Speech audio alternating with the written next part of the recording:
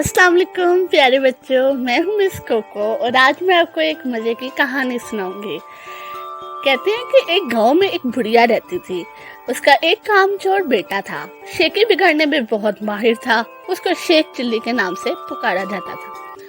बुढ़िया मेहनत मजदूरी करके अपना और अपने बेटे का पेट भरती थी। एक दिन बुढ़िया बीमार हो गई। घर में खाने को कुछ न था।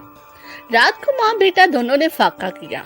अगले दिन माँ ने कहा, अब तुम कुछ काम करो, जंगल से लकड़ियां ही लाकर बेच दिया करो ताकि गुजर औकात हो सके। शेख चिल्ली ने जंगल की राह ली। जो दरख्त उसके रास्ते में आता वो उससे पूछता, मैं तुझे काट लूं या नहीं। किसी दरख्त ने भी उसका जवाब ना दिया। शाम होने को थी। शेख चिल्ली घर वापस आने का इरादा ही कर रहा था कि एक दरख्त नजर आया। उसने पास जाकर पूछा, मैं तुझे काट लूं? दरख्त बोला, हाँ काट ले, मगर एक नसीहत करता हूँ, मेरी लकड़ी से पलंग बनाना और बादशाह के दरबार में ले जाना। अगर बादशाह इसकी कीमत पूछे तो कहना कि पहले 2 रातें इस पर सोए, फिर अगर मुनासिब समझे तो खरीद ले। शेख चिल्ली ने दरख्त की हिदायत के मुताबिक इससे लकड़ियां काटकर पलंग तैयार किया और बादशाह के दरबार में पहुंचा। बादशाह ने कीमत पूछी तो शेख चिल्ली ने कहा, पहले आप इसको 1-2 रात इस्तेमाल करें, अगर इसमें कोई खूबी पाएं तो इनाम के तौर पर जो दे चाहे दे दें। बादशाह हैरान हुआ और शेख चिल्ली के कहने पर नौकरों को हुक्म दिया कि आज यही पलंग मेरे कमरे में बिछाया जाए। रात हुई, बादशाह इसी पलंग पर सोया तो आधी रात को पलंग का एक पाया बोला, आज बादशाह की जान खतरे में है। दूसरे ने कहा, वो कैसे? तीसरा बोला, बादशाह के जूते में काला सांप था। चौथे ने कहा, बादशाह को चाहिए कि सुबह जूते को अच्छी तरह झाड़ कर पहने।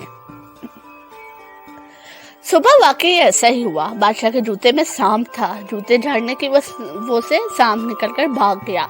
इस तरह बादशाह की जान महफूज रही। दूसरी रात जब बादशाह सोया तो फिर पायों ने बातें शुरू की। एक बोला कि तुम पलंग को संभाले रखो, मैं कुछ खबरें जमा कर लूं। तीनों पायों ने पलंग को थामे रखा। चौथा वापस आया तो उसने खबर सुनाई कि बादशाह का वजीर साजिश करके बादशाह को खत्म करने के बारे में सोच रहा है।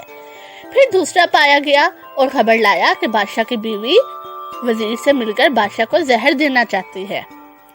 तीसरे पाये ने तजवीज पेश की कि बादशाह को चाहिए कि वजीर को मरवा दे। चौथा पाया गया और ये खबर लाया कि बादशाह को जो दूध सुबह पीने को दिया जाएगा उसमें जहर होगा। बादशाह ये सब कुछ सुन रहा था। सुबह उठकर जब उसे दूध दिया गया तो उसने ना पिया बल्कि एक बिल्ली को पिला दिया।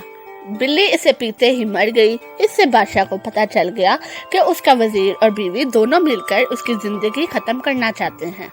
बादशाह ने वजीर को बरतरफ कर दिया और मलका को महल से रुखसत कर दिया। बादशाह ने शेख चिल्ली को बुलाया और बहुत इनाम दिया। बादशाह के दरबार में इसकी इज्जत होने लगी और दोनों माँ बेटा बड़े आराम की जिंदगी बसर करने लगे।